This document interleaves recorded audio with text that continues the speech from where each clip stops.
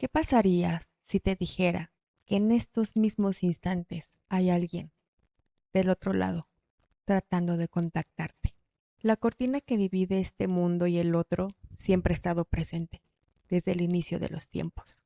Desde oráculos en cuevas, rituales diversos alrededor del mundo, inclusive desde la sala de nuestra casa.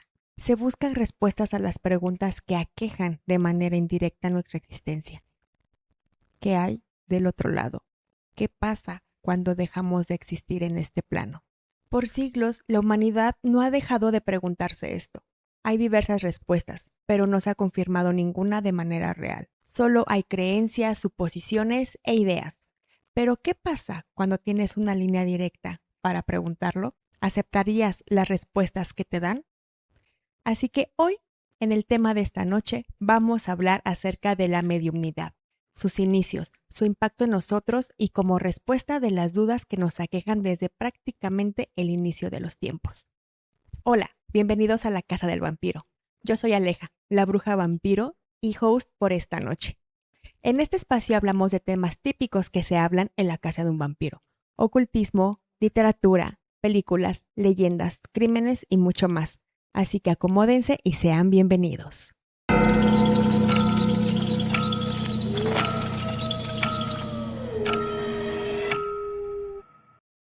Podemos definir la mediumnidad como la capacidad de las personas sensibles para actuar como puente o un intermediario entre el mundo terrenal y el plano espiritual. Es la práctica de mediar entre vivos y espíritus. La comunicación con los no vivos puede hacerse a través de la mente, como con telepatía, clarividencia, clariaudiencia o mensajes mentales.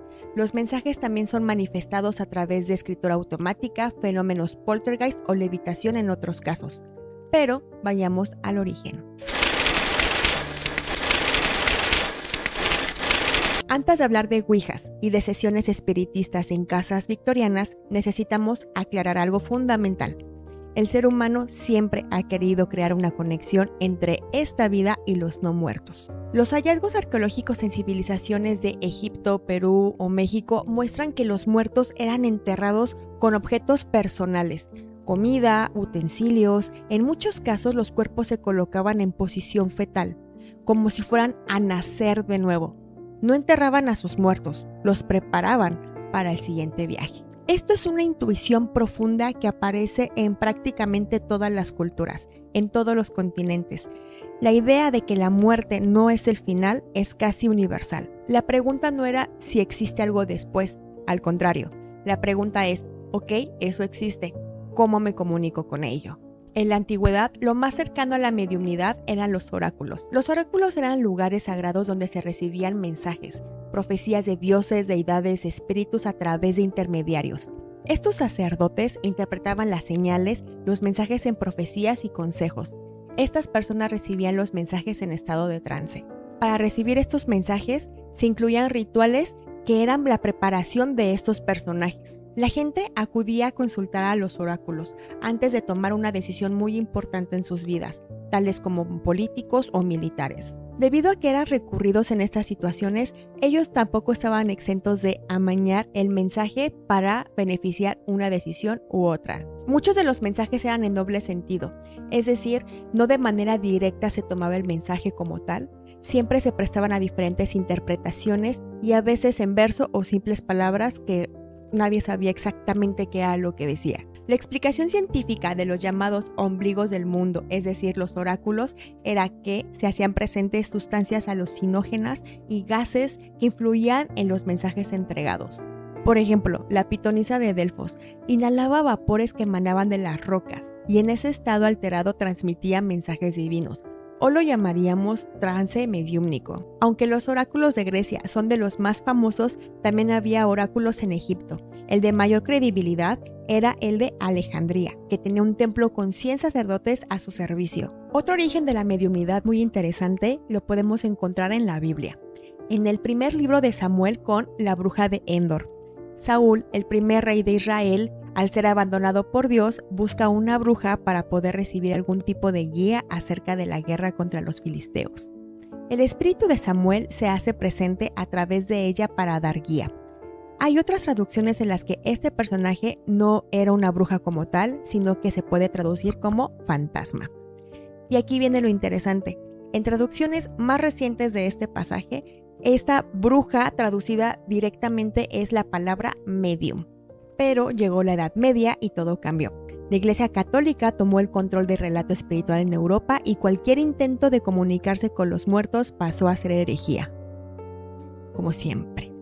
Las prácticas mediúmnicas no desaparecieron, simplemente se volvieron clandestinas y así estuvieron por siglos, esperando su momento, aguardando. Ay, es que uno ya no puede tener un hobby porque de verdad que lo miran tan feo. La mediumnidad como la conocemos tuvo su salto a la fama en el siglo XIX con las tablas de la Ouija, para el entretenimiento de las clases altas en las sesiones espiritistas. Este tablero.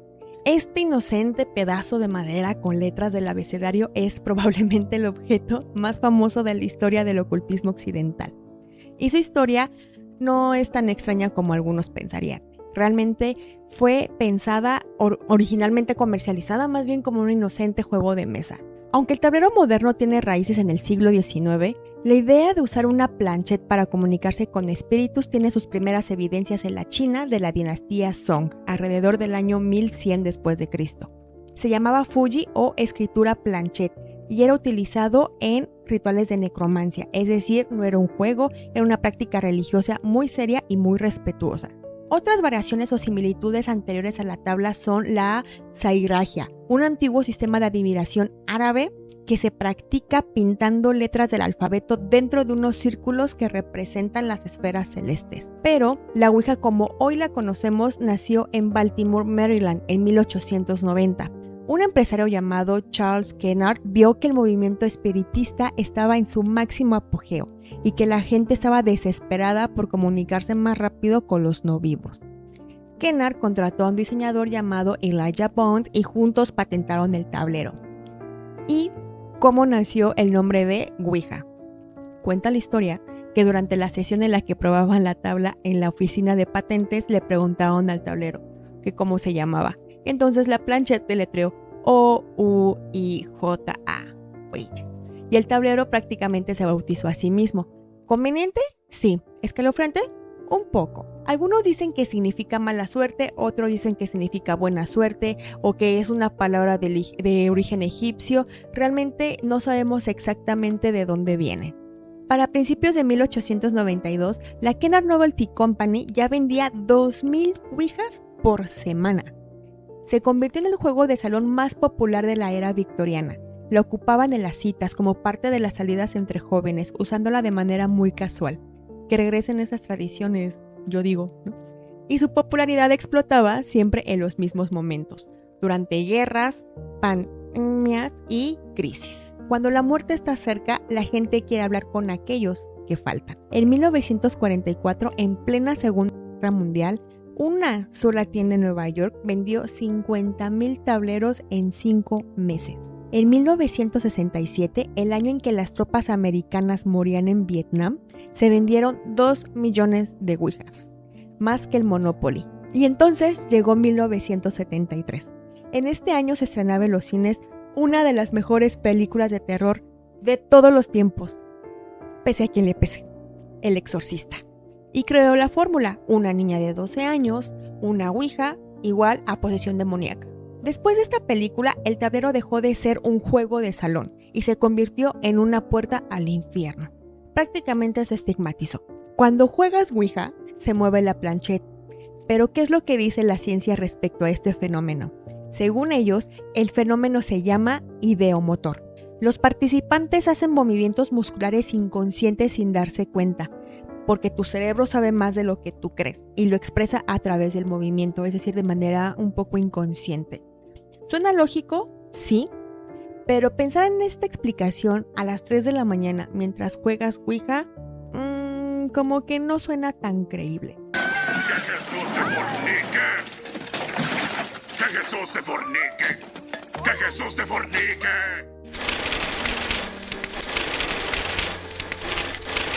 Si el espiritismo moderno hoy en día tiene un padre fundador, ese es Allan Kardec. Allan Kardec fue el seudónimo de Hippolyte Léon Denisard Ribail, un pedagogo y filósofo francés nacido en 1804. Allan Kardec era un académico que en 1855 recibió algo completamente inesperado: 50 cuadernos llenos de mensajes supuestamente dictados por espíritus a través de médiums de distintas partes del mundo, que no se conocían entre sí, y todos decían cosas muy consistentes. Kardec se puso a trabajar. Analizó, comparó, organizó y sistematizó toda esta información. El resultado fue el Libro de los Espíritus, publicado en 1857, que después le siguieron qué es el espiritismo, el Libro de los Medium, el Evangelio según el espiritismo, el cielo y el infierno, el Génesis y obras póstumas. No es un libro de cuentos de fantasmas como tal, es un tratado filosófico en forma de preguntas y respuestas. Obviamente preguntas realizadas de los mortales y respuestas dadas por espíritus a través de los médiums. Fue un éxito inmediato, se tradujo en decenas de idiomas y hasta la fecha, y sentó las bases de lo que hoy conocemos como el espiritismo kardeciano. Los 3 pilares del espiritismo de Kardec son simples pero muy profundos. Primero, la inmortalidad del alma. Los espíritus existen y sobreviven a la muerte. Segundo, la reencarnación. El alma vuelve una y otra vez para evolucionar moralmente. Y tercero, la comunicabilidad.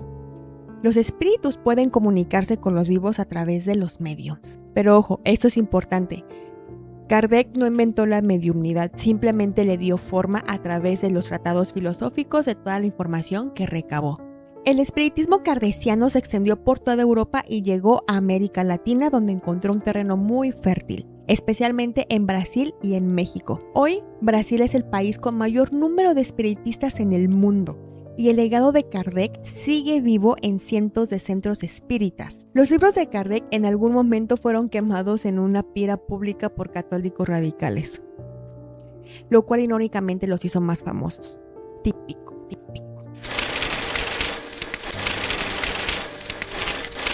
Casos reales, médiums históricos, fenómenos inexplicables o al menos difíciles de explicar. Vamos a dar un pequeño repaso por los casos más sonados. Número 1, las hermanas Fox. Creo que todo el mundo está súper familiarizado con este relato. En 1848, en Hydesville, Nueva York, 2 niñas llamadas Maggie y Kate Fox, de 11 y 8 años respectivamente, afirman estar recibiendo mensajes de un espíritu a través de golpes en las paredes. Crean un código: un golpe significa sí y 2 significa no.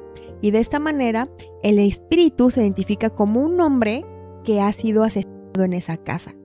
La noticia se propaga como pólvora. En semanas ya hay círculos espiritistas formándose en todo Estados Unidos y tratando de replicar este sistema de comunicación. Y obviamente las hermanas Fox son las celebridades del momento. Esto fue simplemente el comienzo. Crecieron y siguieron haciendo este tipo de sesiones. Décadas después, Maggie Fox admitió que los golpes realmente eran falsos y que los producían tronando los dedos de los pies. Luego se retractó de esa confesión y después falleció. Así que hasta hoy realmente no se sabe con certeza si eso era verdad o no. Pero lo que sí sabemos es que estas 2 niñas cambiaron la historia de cómo se percibía el espiritismo en la parte occidental. Fraude o no, desataron algo. Daniel Douglas Home.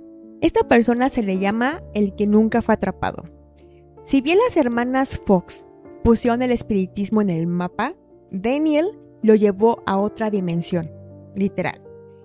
Home era escocés. Desde niño manifestaba fenómenos extraños a donde iba. De adulto, su especialidad era la levitación. En 1868, ante varios aristócratas ingleses, supuestamente flotó fuera de una ventana para poder entrar al mismo edificio a través de otra completamente diferente. Uno de los detalles de esta persona es de que nunca fue atrapada en un fraude, porque cuando empezaron las sesiones de espiritismo, obviamente había personas que decían que eran falsas y que eso eran puros trucos de magia.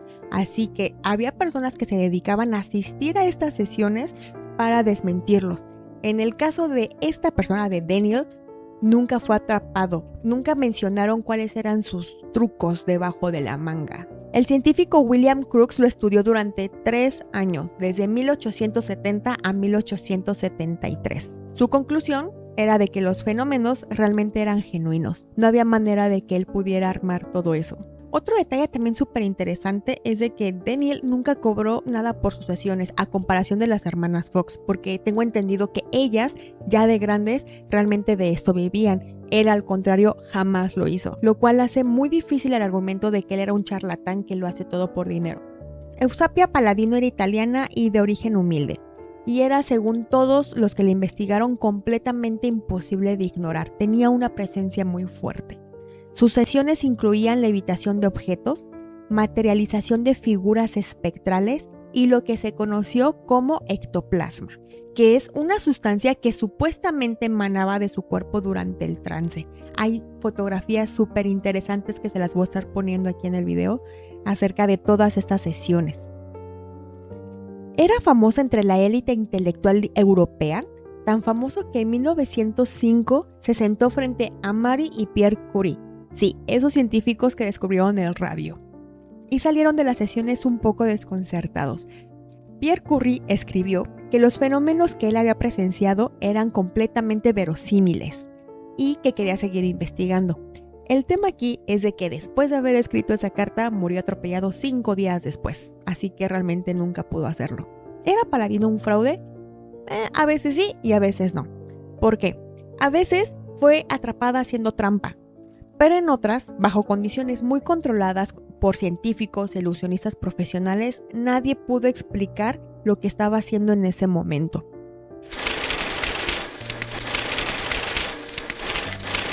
Ahora vayamos a México. México tiene una relación con el espiritismo muy curiosa. Gracias a historiadores actuales como Alejandro Rosas o Chuy Campos, hemos estado escuchando más acerca de esta relación.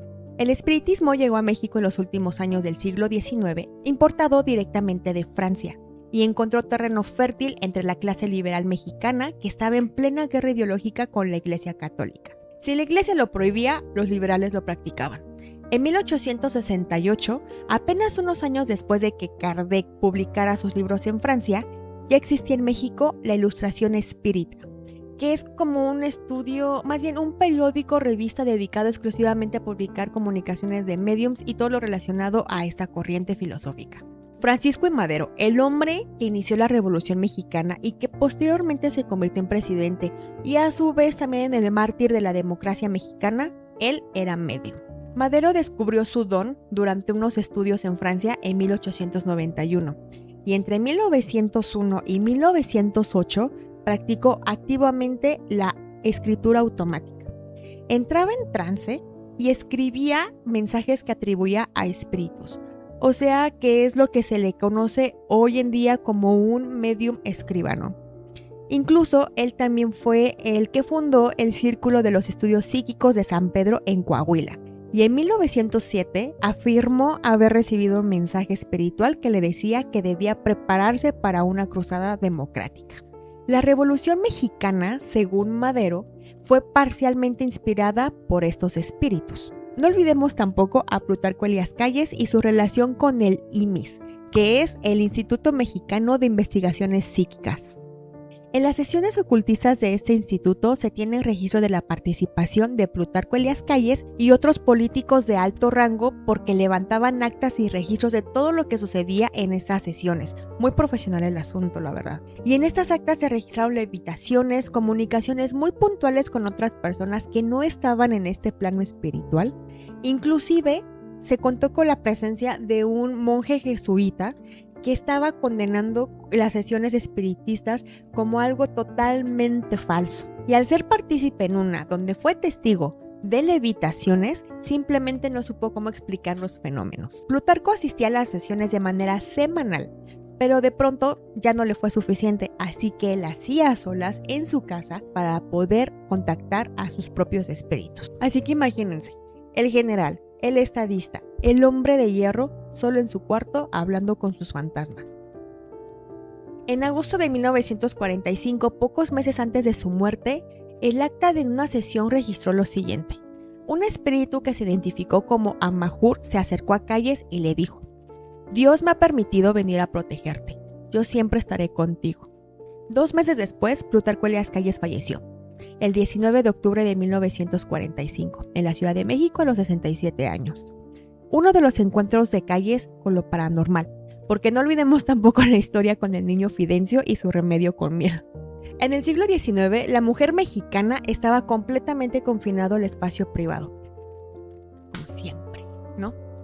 No podía opinar, no podía debatir, no podía reunirse con otras mujeres a hablar de política, estaba súper prohibido, pero sí podía ir a una sesión espiritista. Y en esas sesiones, bajo el pretexto de que, es que el espíritu lo decía, las mujeres debatían sobre los temas prohibidos, como la sexualidad, la libertad, los derechos. Algunas inclusive se volvieron mediums. El espíritu se convirtió en su voz. Eso, si a mí me lo preguntan, de verdad es brillante, es increíble. O sea, el sistema te silencia mientras que tú encuentras un portal alternativo para hablar, literal. Hoy la Central Espírita Mexicana sigue activa. Fue fundada en 1950 y tiene presencia en diferentes estados del país. El espiritismo en México no es historia pasada, al contrario, está vivo. Y es una mezcla, como todo lo que hay en México, de la influencia europea de Kardec con las tradiciones indígenas prehispánicas, inclusive hasta con corrientes africanas. Es un sincretismo que solamente puede existir aquí. El espiritismo está más vivo que nunca, solamente cambió de forma. A principios del siglo XX, había en el Reino Unido alrededor de 250 espiritistas practicantes y unas 2,000 sociedades espiritistas activas. Y en la era digital, los mediums tienen millones de seguidores en redes sociales. Hacen lecturas en vivo por Instagram, tienen podcasts, tienen canales de YouTube. Realmente están en todos lados. No sabemos a ciencia cierta cuáles sí son charlatanes y cuáles no, hay que tener cuidado, pero significa que siguen presentes. ¿Por qué? Porque la demanda también. En México existe la transcomunicación instrumental o TCI, que es básicamente comunicarse con espíritus a través de la tecnología. Grabaciones de voz, interferencias de radio, cámaras digitales, lo que podríamos conocer como psicofonías, con lo de Spirit Box, por ahí. Y hay asociaciones formales dedicadas exclusivamente a esto.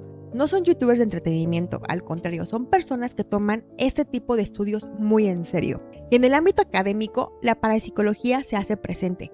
Por ejemplo, la Universidad de Virginia tiene Division of Perceptual Studies, que significa que investiga experiencias cercanas a la muerte, a la reencarnación y, obviamente, a la mediumnidad, con metodología científica rigurosa.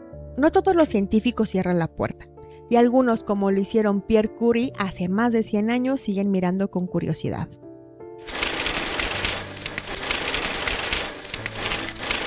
La respuesta científica a grandes rasgos realmente es no. Harry Houdini, el mago más famoso del siglo XX, dedicó años de su vida a desenmascarar mediums fraudulentos. Y lo logró una y otra vez. La Sociedad Psicológica Británica realizó diversos experimentos controlados y concluyó que los sujetos de prueba no demostraban ninguna habilidad mediúmnica. A finales del siglo XIX, cuando el espiritismo estaba en su apogeo, médicos y psicólogos estudiaron la mediumnidad y llegaron a la conclusión de que los estados de trance podían explicarse como fenómenos psicológicos y fisiológicos, no sobrenaturales, simplemente inconscientes. Pero aquí está el otro lado de la moneda. Esto no explica todo del todo. No explica cómo Leonora Piper, una medium americana del siglo XIX, revelaba información verificable sobre personas fallecidas que nadie en el cuarto le había dado y que ella no podía saber por sus propios medios. No explica cómo Daniel Douglas Home levitaba ante testigos escépticos durante décadas sin ser atrapado en un fraude. No explica cómo Paladino desconcertó a mucha gente que dedicaba su vida a descubrir trucos. La ciencia tiene una herramienta maravillosa que se llama "no lo sabemos todavía". Y esa respuesta me parece muy honesta. No se cierra la puerta y se tira la llave. Lo que sí sabemos es esto: la necesidad humana de comunicarse con quienes amamos y perdimos es real, profunda y universal. Ya sea que estas comunicaciones vengan del más allá o de las profundidades de nuestra mente o de nuestra psique, nos dicen algo muy importante sobre lo que somos. Seres que no aceptamos fácilmente el silencio definitivo. Es por esta razón que le damos siempre una cara a algún miedo o algún fenómeno, no importa lo que suceda.